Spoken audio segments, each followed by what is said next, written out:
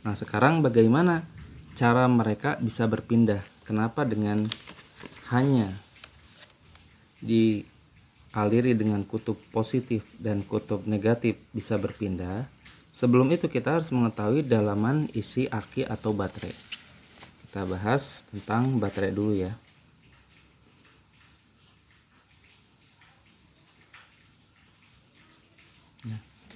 Di dalam isi baterai ini, di sini positif, di sini negatif. Pada dasarnya adalah elektron ini sebuah inti atom, ya, dia terdiri dari netral dan positif, gitu ya. Dia akan menarik elektron-elektron yang ada di sekitarnya. Ini elektron-elektron yang ada di sekitarnya. Taruhlah ini adalah boron yang tadi ya. Nah, dia mengikat elektron 1, elektron 2, elektron 3. Dan dia masih bisa mengikat satu lagi elektron, akan tetapi dia kekurangan elektron. Karena dia kekurangan, dia ambillah elektron dari tempat yang lain. Misalkan di sini kita dekatkan sebuah fosfor. Ini inti atom dari fosfor. Ini fosfor punya elektron 1, 2, 3, 4, 5. Nah, dia sebenarnya fosfor ini dengan 4 elektron dia kuat, tetapi elektron kelima dia lemah dalam menarik elektron kelima, kelebihan 1 elektron.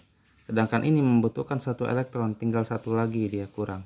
Misalkan energinya di sini ya, dia misalkan minta di sini.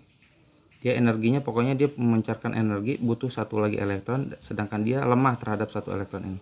Akhirnya ini berpindah ke sini. Lengkaplah ini menjadi sebuah atom yang normal ataupun atom yang stabil ya. Atom yang stabil. Karena elektronnya dia punya 4 pas dan ini juga punya 4 pas ya. Dia stabil. Ini kehilangan 1, ini dapat 1 dari fosfor ini. Nah, inilah jadi bentuk perpindahan ya, perpindahan seperti itu.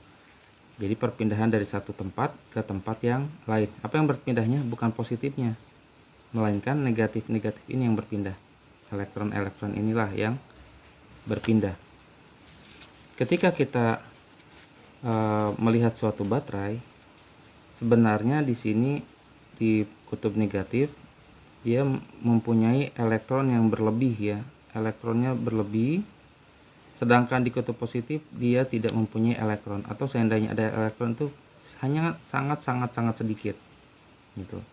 Ketika baterai tersebut mempunyai tegangan 1,5 volt, berarti tandanya dia mempunyai jadi kalau misalkan ini 1,5 volt, maka dia akan mengalir jika tanpa hambatan, maka dia akan mengalirkan 1,5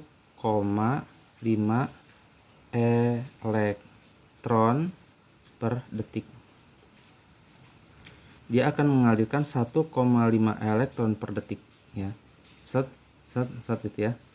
Nah, ini pada dasarnya ya, pada dasarnya seperti ini. Kalau tanpa hambatan. Kalau ada hambatannya bagaimana? Misalkan kita kasih hambatan berupa kawat, mau induktor ataupun apapun ya, resistor atau di sini kawat biasa. Kawat ini punya hambatan misalkan adalah 2 ohm. 2 ohm. Maka sesuai dengan rumus V sama dengan I dikali R. Ya. Ketika misalkan R-nya di sini tidak ada hambatan ataupun kawat tersebut adalah tembaga yang sangat-sangat murni, jadi kita toleransi bahwasanya itu tidak ada hambatan. Hambatannya kecil sekali, maka hambatannya ini dihitung dengan 1. Maka di sini 1,5 volt sama dengan 1,5 volt ya. 1,5 arus ampere, 1,5 volt, yang ini hambatannya 1 ohm. Nah, sehingga ketika ini tidak ada hambatan, ini langsung zut gitu ya. Berapa elektron yang dialirkan? Yaitu 1,5 kolom. Elektron itu dihitung dengan kolom ya. Jadi 1 elektron sama dengan 1 kolom. Ya. Jadi ada 1,5 kolom atau satu elektron yang dialirkan, 1,5 elektron yang dialirkan per detik. Ini sama dengan 1,5 volt. Berarti kalau misalkan kita punya 220 volt tegangan, yaitu listrik ya, dari AC ya, dari PLN. Dari PLN ini nggak ada positif negatifnya ya. Jadi ini kabel, dulu ini kabel dua-duanya bisa mengalirkan listrik. Sekarang enggak. Sekarang di sini dikasih ground. Yang ini tidak mengalirkan listrik, yang mengalirkan listrik cuman yang ini aja. Jadi positif, ini negatif.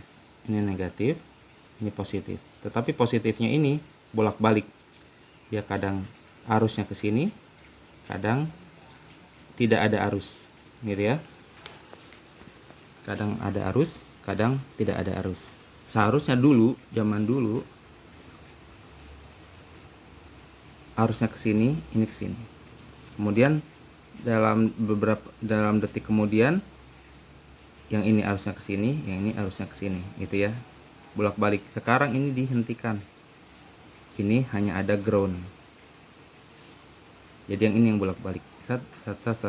Jadi nanti kan di pembahasan tentang ini nanti kita akan bahas di pembahasan khusus ya. Sekarang kita nggak akan dulu bahas ini.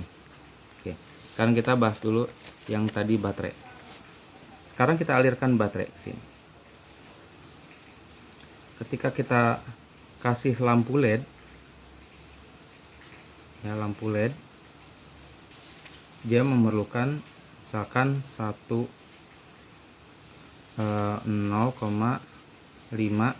ampere ya. Dia membutuhkan 0,5 ampere. Sedangkan di sini 1,5 volt. 1,5 volt kalau tidak ada hambatan berarti dia 1,5 ampere ya, sesuai dengan rumus ini. Nah, kalau misalkan ada hambatan berarti bebannya di sini adalah 0 V sama dengan I dikali R. V sama dengan I dikali R. R-nya sekarang bebannya adalah lampu 0,5 ya. Ini lampu ini dia membutuhkan 0,5 ampere. Maaf ya, bukan 0,5 ampere. Dia bebannya adalah 0,5 ohm. Bebannya ada 0,5 ohm. Jadi di sini 0,5 ohm. Ini adalah fungsional lampu. Arus yang mengalir adalah 1,5. Voltnya adalah 1,5. Nah, ini salah. Nah, yang benar adalah kita cari dulu arusnya. Kita ingin tahu berapa arus yang mengalir pada sebuah lampu ini.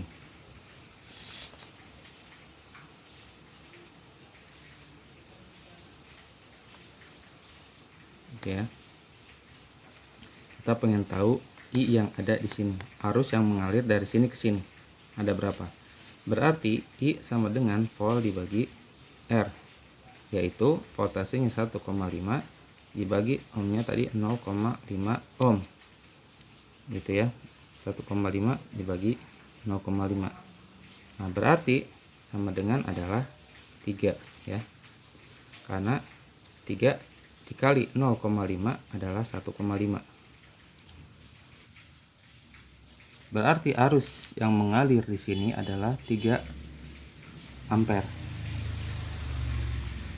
Dengan 1,5 volt ya. Ini kan 1,5 volt, yang ini 0,5 ohm, arus yang mengalir adalah 3 ampere. Apa yang dimaksud dengan 3 ampere?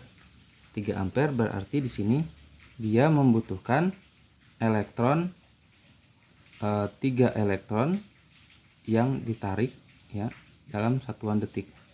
Jadi elektron yang mengalir dari sini ke sini akan mengalir sebanyak 3 elektron dalam detik. Sedangkan ini kemampuannya adalah hanya mengalirkan 1,5 elektron. Dalam artian ini akan lebih bekerja 2 kali lipat untuk mengantarkan elektron.